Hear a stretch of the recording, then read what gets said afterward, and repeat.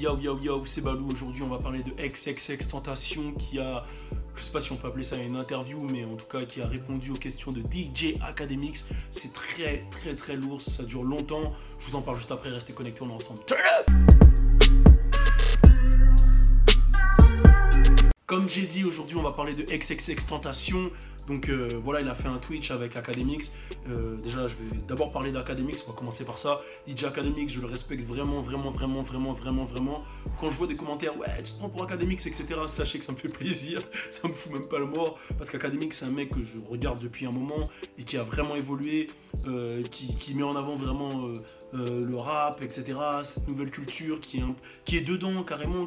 Parce que moi, il y a beaucoup de gens qui parlent de rap, mais qui sont pas dedans. Lui, il est en relation avec les artistes, il les met en avant, il pousse les trucs, il a pas peur d'affronter les maisons de disques, il est vraiment... tout ce qu'il fait, il le fait en indé, il a une grosse chaîne YouTube, etc. Et c'est un gros mec. Allez mater sa chaîne YouTube, grosse dédicace à DJ Akademix. On va parler de la conversation entre DJ Akademix et XXXTentacion. Donc ça s'est passé sur Twitch. Bon, tout le monde connaît XXXTentacion, mais souvent quand on entend parler XXXTentacion, c'est pour parler des choses négatives, tu vois. Et en fait, cette conversation elle dure quasiment 1 heure, hein, de XXX. Allez, on va l'appeler X, comme dirait le frérot Chris Iconic, on va l'appeler X. La conversation entre X et Akademix, en fait, elle te fait voir X sous un différent angle. Déjà, avant ça, j'avais regardé son vlog, parce qu'il a décidé de faire des vlogs où il parle de lui, etc. On va pas revenir sur son passé, hein, qui l'a rendu comme il est, enfin, son vécu qui est difficile. On va plus revenir sur les sujets qu'il a abordés dans le Twitch avec Akademix. Le premier sujet, c'est Drake, parce que c'est un peu ce qui l'a fait connaître, en fait, l'embrouille avec Drake. Donc pour ceux qui ne savent pas, il s'est embrouillé avec Drake. Lui, il était en prison, je crois, carrément, quand il s'est embrouillé avec Drake. Il s'est embrouillé avec Drake parce que Drake avait réutilisé son flow dans un morceau. Je m'en souviens, il y avait la vidéo qui tournait, Drake, il était à Amsterdam, il s'enjaillait, et en fait, X, il a pété un câble, et il l'explique bien dans la vidéo avec Akademix. Il dit que quand lui, il a entendu ça, la réaction d'un mec normal, ça aurait été de shout out Drake, tu vois, de dire, voilà, Drake, ça fait plaisir, etc. Mais lui, en gros, il estime que Drake, il a pris sa force, en fait, en faisant ça, sans même le créditer, et que lui, c'est pas un suceur, en gros, et qu'il se laissera jamais marcher sur les pieds, parce que dans l'industrie, en fait, ça fonctionne beaucoup comme ça, voilà, on est ensemble, zone de la force, etc. Et lui, il est pas là pour se laisser marcher sur les pieds, c'est ce qu'il explique clairement, et il dit que lui, en fait, il a utilisé Drake comme Drake l'a utilisé, c'est-à-dire que il savait qu'en insultant Drake, en insultant sa mère malheureusement, ça allait le faire buzzer. Et dans la vidéo, justement, dans le Twitch avec Akademix, est-ce qu'on dit bien Twitch? C'est Twitch, hein, le truc. Je crois que c'est Twitch, hein. Twitch, ouais, parce que c'est jamais, je dis ça depuis tout à l'heure, et les gens, si c'est pas Twitch, mettez en commentaire, de toute façon, vous savez, des fois, j'ai un peu un côté blédard. Et ouais, il s'est excusé auprès de Drake, auprès de la mère de Drake, et il explique clairement qu'il a utilisé Drake comme Drake l'a utilisé, que ça l'a permis de buzzer, et que des fois, il fait parler de lui dans les réseaux pour rester relevant. Comment on dit relevant? Pour faire parler de lui, quoi. Ouais, pour faire parler de lui, tu vois. Et que c'est pour ça qu'il fait autant de bruit sur les réseaux, mais ce qui signifie qu'il est très intelligent et qu'il sait ce qu'il fait.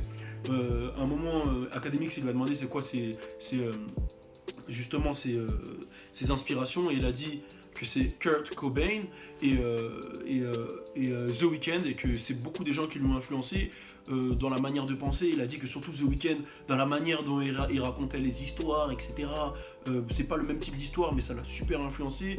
Et ce qui fait que, en vrai, quand tu écoutes du XXX, du X, même si t'es pas dans le truc, tu sens qu'il y a une émotion, un feeling. Et il a une vraie culture, et même quand il parle, tu sens que le mec, il est dans ce qu'il dit, et il est sérieux à fond. Alors... il est revenu aussi sur l'embrouille avec Ski Mask, qui est son pote de ouf. Donc déjà, Ski Mask, voilà, c'est son gars avec qui ils ont fait les 400 coups, ils sont montés ensemble. Et ce qu'il explique dans l'interview, c'est qu'il dit que déjà, il comprend pas pourquoi Ski Mask, il est pas dans le top des artistes de Floride. Parce que voilà, en Floride, il y a Lil Pump, il y a Denzel Curry, il y a Kodak Black, il y a X, il y a Ski Mask. Ils ont fait un top et ils ont pas mis Ski Mask dedans. Ça l'a énervé parce que pour lui, il estime que Ski Mask, il a autant des bonnes métaphores que Lil Wayne.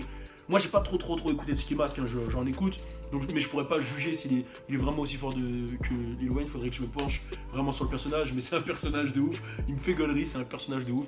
Je valide le personnage. Et ce qu'il estime, il estime que lui et Kodak, ils ont mis vraiment la Floride sur la carte. C'est-à-dire qu'avant ça, certes, il y avait Rick Ross, etc. Mais il n'est pas connu pour être un artiste de Floride. Il est connu pour être un boss. Voilà. Et eux, ils estiment qu'ils ont vraiment remis la Floride sur la carte pendant la période où voilà, les gens ils parlaient que d'Atlanta. Et il explique aussi que sa relation avec Ski Mask, elle s'est niquée à cause des gens et de son influence sur les réseaux. C'est-à-dire que les gens ont rendu ouf Ski Mask à lui dire, tu vois, X, il pète, toi tu pètes pas, etc. Oh, il a pris ton énergie, oh si. Et c'est souvent ça dans le game, quand il y en a un qui pète, il y a souvent d'autres personnes qui viennent, qui parlent dans la tête de l'autre, qui se matent. En fait, c'est une matrice. Quand tu rentres dans la matrice, tout le monde te parlait, regarde, lui il a pris ta force, lui il t'a donné de la force. Et c'est ce qui a plus ou moins niqué leur amitié. Mais vu comment il en parle et comment il se livre, et comment même Ski il en parle, j'ai l'impression que leur amitié elle va se renouer et ça fait plaisir parce que les deux ensemble, ça donnait quelque chose de costaud. Il a parlé aussi du côté positif, il a dit que lui, tout ce qu'il voulait transmettre, c'était une énergie positive. Ah oui, il est revenu sur le truc de sacrifice, il a dit qu'il n'a jamais dit à Ski de faire un sacrifice. Ski, il a fait ça pour lui foutre le mort, etc. Et que voilà, c'est pas validé. Donc, et ce qu'il dit, c'est que lui, il fait beaucoup de choses positives et qu'on met jamais en avant, et que les médias, ils vont juste mettre les trucs négatifs en avant. Et il a même défi et complexe de faire un buzz avec les histoires positives de XXX. Et c'est vrai que quand je réfléchis, quand je regarde sur les réseaux, X, on le voit juste quand il se fait... les buzz qu'il a eu en vrai, X, si tu réfléchis bien, c'est quand Drake, quand il a repris le truc de Drake, il s'est embrouillé avec Drake, enfin quand il s'est embrouillé avec Drake, quand il s'est fait frapper sur scène, l'embrouille avec les Migos, son physique, quand il s'est enlevé les... Voilà, et ce qu'il explique, c'est qu'il fait plein de choses aussi positives qui sont pas mis en avant, en fait. Et ça, il le comprend pas. Il le dit, hein, il comprend pas, il dit voilà. Et c'est vrai qu'après, moi je te jure, à la base je suis pas un fan d'X, comme tout le monde, je l'ai pris dans les médias, le buzz de Drake, etc. Et je me dis ouais, voilà, tu vois. Mais quand tu rentres dans le truc et t'écoutes, déjà tu sens que le mec il parle, il sait ce qu'il dit, il a un vécu. Je valide carrément pas son histoire avec son ex, mais en vrai, on sait pas si c'est vrai, si il l'a vraiment tapé, si non, on sait pas. Mais quand tu vois le personnage comme ça, tu dis qu'en fait, c'est pas ce que les médias veulent nous montrer. Tu vois ce que je veux dire? Et moi, quand je parle à des gens de ex, tu vois, ils me disent, mais vas-y, le satanique, le ci, le ça. Et je pense que, tu vois, mais malgré tout, il le dit, il a une influence sur les réseaux et on va pas se mentir que dans la nouvelle génération, il fait partie des plus influents. Et il le dit clairement, il dit qu'aujourd'hui, il représente quelque chose qu'il n'y avait pas, tu vois, il représente le côté émotionnel, dépressif, le mec qui s'exprime, qui peut parler de l'amour de certaines manières. C'était risqué dans le rap. C'était risqué de ouf. Et il dit même que le seul qui a ce côté-là, c'est Trippy. Tu vois, c'est Trippy, tu vois ce que je veux dire? C'est Trippy, voilà. Et il le dit, tu vois. Et il dit même qu'il a tellement d'influence qu'il sait que si aujourd'hui il fait comme Kurt Cobain et il se suicide, il sait qu'il y a des jeunes qui vont aussi le faire. Et c'est vrai que quand tu regardes sur les réseaux, il est vraiment, vraiment, vraiment influent. Mais il a ramené un truc, il a mélangé le manga, l'émotion, le rap, la trap. Il sait quasiment tout faire. Il a créé un délire. Et ça, on peut pas se mentir. Et là aussi, un point qui est pas mis en avant, c'est que lui, il est contre la drogue. Il explique que quand il était plus jeune, il prenait de la drogue. Il était plus jeune, il a que 19 ans. Mais quand il était plus jeune, il prenait de la drogue, mais c'était pour se suicider. Parce qu'il était dépressif en fait, il avait une vie qu'il validait pas, il se sent seul tout le temps, etc.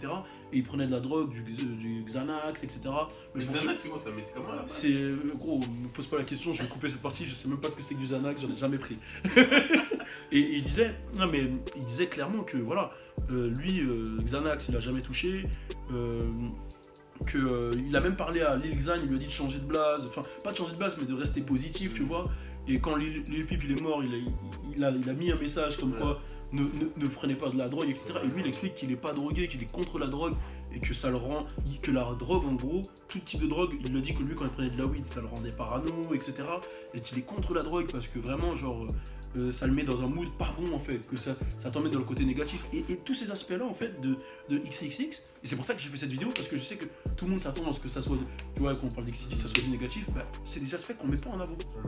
Et je trouve que c'est un mec en vrai pas si négatif que ça, pas dans le délire Satan comme tout le monde dit. Il a des punchlines, j'avoue, il a des punchlines où en tout cas à l'époque, pendant une période où il frôlait des trucs chelous. Je pensais que ça c'est pour titiller. C'est de la provoque. C'est de la provoque, c'est ça. Mais je pense pas que ça soit ce que les médias veulent faire paraître. Non. Et j'espère en tout cas que j'ai vraiment synthétisé tout ce qui s'est dit sur X dans le Twitch.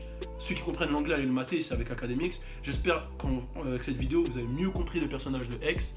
Le frérot Chris d'Iconic, il avait déjà fait une première vidéo où il retraçait son parcours. J'espère que ça vous a rajouté pour les fans de X, etc. Ça vous a fait découvrir encore plus ce personnage. Et j'espère que vous avez validé. Mettez un commentaire si ça vous a appris des choses. Même si je peux me tromper. Hein. Moi, je sais pas. Quand je fais ça, je dis pas que j'ai la science infuse. Je fais pas le connaisseur du rap US, le boss. Non, je peux avoir dit des trucs qui sont faux, etc.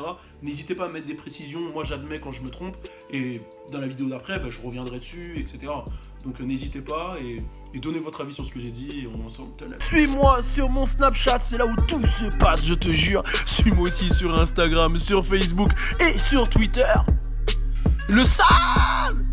Et bien sûr, abonne-toi à ma page YouTube pour suivre le sale.